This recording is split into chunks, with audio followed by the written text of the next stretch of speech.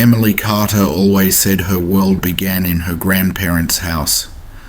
The white clapboard place at the edge of Oak Ridge Lane smelled of cinnamon, old books, and freshly cut grass.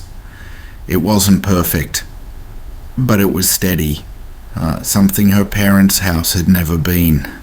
Her parents, Michael and Linda Carter, fought almost every day. Some days their shouting rattled the walls.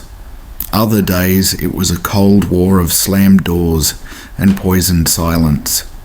Emily avoided both.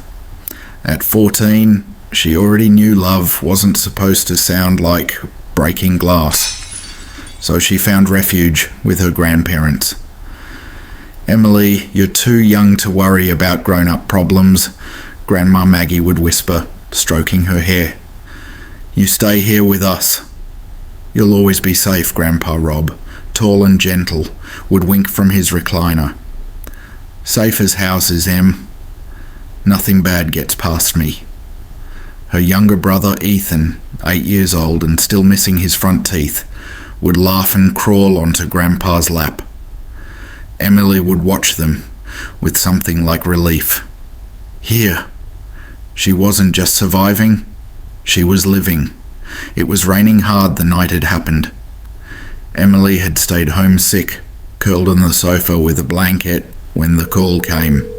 A truck had skidded through a red light. Her grandparents' car was crushed. She barely remembered the hospital. Just the sting of glass cuts on her hand, her mother crying in a chair, and her father swearing at some nurse. What she remembered vividly was the silence afterward. The empty house, no laughter, no stories, no promise of safety. Ethan asked every night for Grandma Maggie to tuck him in. Emily tried, but she couldn't mimic the warmth. She cried when he was asleep, muffling her sobs in a pillow. Weeks dragged by. Her parents were too wrapped in their own grief and constant fighting to notice her slipping away. Emily stopped going to school. She sat for hours in Grandpa's recliner, clutching his old flannel shirt like it was a lifeline. And then, slowly, she started to change. At first it was small things. Emily would hum lullabies no one had taught her. She'd set 2 extra plates at the dinner table and scold Ethan if he didn't greet Grandma and Grandpa. One evening, Linda found her daughter in the kitchen pouring 2 cups of tea. "Emily, what are you doing?" her mother asked, her voice sharp with worry. "They're back, Mum," Emily said softly. Her smile was calm, dreamy. "Grandma Maggie wanted chamomile." Linda's stomach tightened. "Honey, they're gone. We buried them." Emily just shook her head. "No, Mom." "They came back for me. For us." That night, Linda heard footsteps in the hall. Slow, deliberate ones she recognized. She froze, heart hammering. When she checked, the hallway was empty. The next morning, Ethan whispered, "Grandpa Rob said he'll fix my bike when the weather's nicer." The house grew restless. Picture frames fell from the walls with no one touching them. Doors slammed shut on their own. At 2 a.m., the old grandfather clock rang 13 times. Michael cursed and blamed stress. "We're all losing it," he barked, but Linda knew better. One evening she saw them. She was folding laundry when a laugh echoed through the hall, a laugh she hadn't heard since the funeral. She looked up, and there they were, her in-laws, Maggie in her shawl, Rob with his flannel shirt.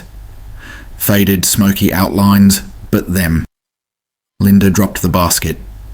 "Dear God," Emily came into the room just then, her face glowing. "See, I told you. They're back." Michael tried to brush it off. Hallucinations. Tricks of the mind. We need to move. But when little Ethan started whispering in a voice that wasn't quite his own, "Grandma says don't be scared," Michael turned pale. Out of desperation, Linda called Father Thomas Miller, the local parish priest. He arrived with a weathered Bible, salt, and eyes that had seen too much. He asked Emily to sit in the living room. He knelt before her. "Emily, child, tell me what happened." Her fingers twisted in her lap. "They came back one night. They said the world was too cold without them. They told me if I asked, they'd stay." "What did you do?" "I lit a candle, drew a circle with rice, just like Grandma said in her old book." Her eyes softened with longing. "They came. They love me. They promised never to leave me again."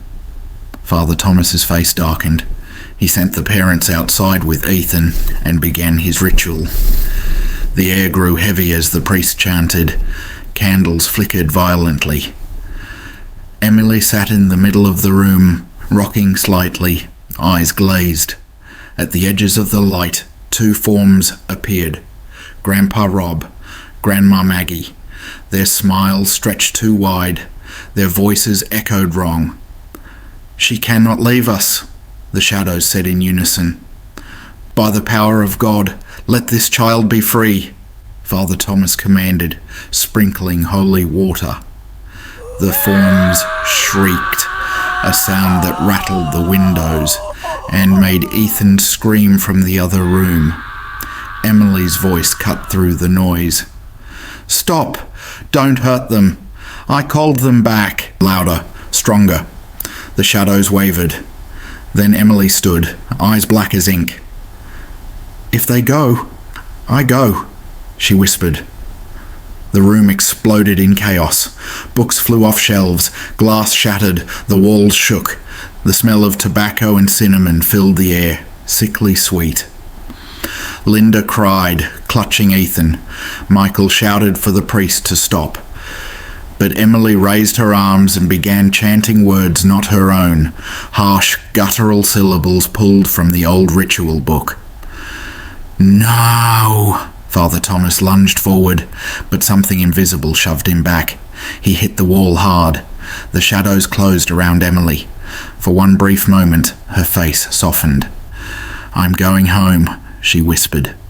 Her body convulsed, then went still. The silence afterward was worse than the storm.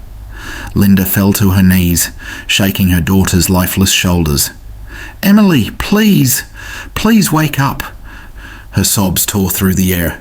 Michael stood frozen, pale, unable to speak. Ethan buried his face in his mother's dress, crying. Father Thomas finally whispered, "She's gone." The spirit bound itself to her. She gave herself to it. The Carters buried their daughter under an oak tree by the churchyard. The service was quiet, grim. Ethan placed his favourite toy car on the casket. Michael and Linda held each other for the first time in years, bound not by love but by loss. But at night, the house didn't forget. Sometimes Linda smelled cinnamon in the kitchen. Sometimes Michael swore he heard Rob's laugh, and sometimes Ethan whispered in his sleep, "Emily says she's happy. She's with Grandma and Grandpa now." The parents never told him otherwise. Because in Oak Ridge Lane, when the porch light flickered at night, it always felt like someone was still waiting to come inside.